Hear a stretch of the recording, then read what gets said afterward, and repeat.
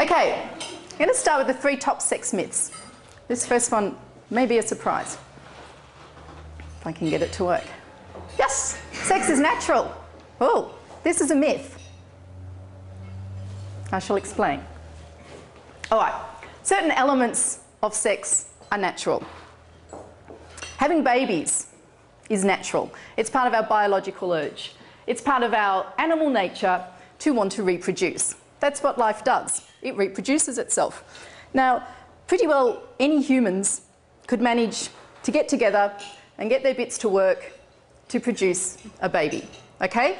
It's not that difficult, all right?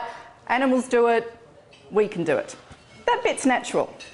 However, that side of sex, in contrast to what we often think, is actually the base animal part of sexuality, the reproductive side, okay? What makes us different as humans is that we have this amazing sexual organ called the frontal lobe. It's the front of our brain, all right? Our brain consists of the reptilian part, the mammalian part, and then what differentiates us from the animals is our forebrain, the neofrontal cortex, okay? With this part of our brain, we can think, we can imagine, we can create, we can fantasize and dream, we can do all of that cognitive stuff. And that is what makes human sexuality so much different from animals. Animals have sex to reproduce, right? They only do it when the female's in heat. They don't appear to have any evident pleasure in it, although quite a lot of them go for it. And some of the females then eat the males and things like that. So very different to human sexuality. What makes us different is that we can think about it, and through the thinking about it, we can create something really splendid for our sexuality. And it's that aspect of human sexuality that is not natural, that's learned. I often make analogies between sex and food. Not sure why, but this might make it clear to you. Of course, there's a natural instinct in humans to feed ourselves, to survive. Okay, that's a natural instinct. And if you gave someone, you know, some bits of food or whatever, they could probably somehow, without any training whatsoever, nourish themselves with it. They could figure out how to boil an egg and, you know, put some toast on or forage around and get some food. Okay, but to create a gourmet meal, all right, that's a completely different thing. That is not natural. That takes intention, desire, application, effort, learning, okay? So in the same way that anyone can basically get their bits to produce a baby, it takes a bit more effort and application to create the kind of glorious sex and lovemaking that humans are capable of. And so while some people, particularly some of the religious upbringings we have around sex, you think that all sex is kind of bad because it's base and animalistic. No, it's actually the opposite. Reproduction is base and animalistic, and I'm not saying that's bad. But human sexuality, no, that's something quite different. That's something quite splendid. That's something that can actually make us fly with the angels. That's what takes us to heaven, okay?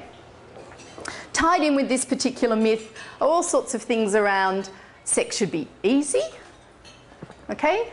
You know, because it's natural, it should be easy, and if I'm not finding it easy, well, then maybe there's something wrong with me, or probably him, actually. Let's blame the husband. Not getting me interested, okay? No, you know, if you want to have a baby, sure, you'll do it, but especially for women, wanting to have sex is about a lot more than just, well, anything really. We're very much into atmosphere and sense of place and encounter and relationship. There's a lot more to it than that. Okay, just like if you want to make a gourmet meal, you've got to put a lot of thought into it, a lot of preparation. You've actually got to put effort in. And sometimes we think that the good things in life should not take effort. Well, that's a load of crap too. Okay? The best things in life are health, wealth and love. Health takes effort, wealth takes effort, and so does love and lovemaking. Okay? If you think about the peak experiences in your life, the ones that give you the most pleasure and the most satisfaction and that you think back on, they generally were not spontaneous little things that happened like that. Okay? For instance, you want to have some food, you can call out for a pizza from Pizza Hut, okay? Immediate, instant gratification, or you can cook an amazing 4-course meal, okay? One gives you immediate gratification, pleasure, straight away like that. The other one takes more effort, more involvement. But if you're thinking back over your life to that particular day, are you going to remember, oh yeah, I remember that day I ordered out for pizza, amazing? Or will you remember, oh, I remember that evening when I made this extraordinary meal and it was really beautiful? Okay? Another analogy on the same kind of thing, excuse me, to do with pleasure. Imagine going out, you want to be entertained. Okay? You have a choice between staying at home, watching CSI on television for the 68th time, yeah? Immediate gratification. Sit down in front of the television, you're immediately entertained. Or you want to go out to a show. You book tickets to Priscilla, Queen of the Desert, 3 months in advance. You've been thinking about what you're going to wear. You go out to dinner first. You have an entire experience around it. Okay? When you're 80, looking back on life, thinking about all the good things, would you remember the time you sat down in front of television to watch CSI again? Or would you remember the time you went out for this amazing evening? Do you get what I'm saying here? Yeah? Okay, to really achieve your potential in anything does require effort. But the good thing is that the more you do it, the less the effort feels like effort. And it's all pleasurable. The whole thing is pleasurable.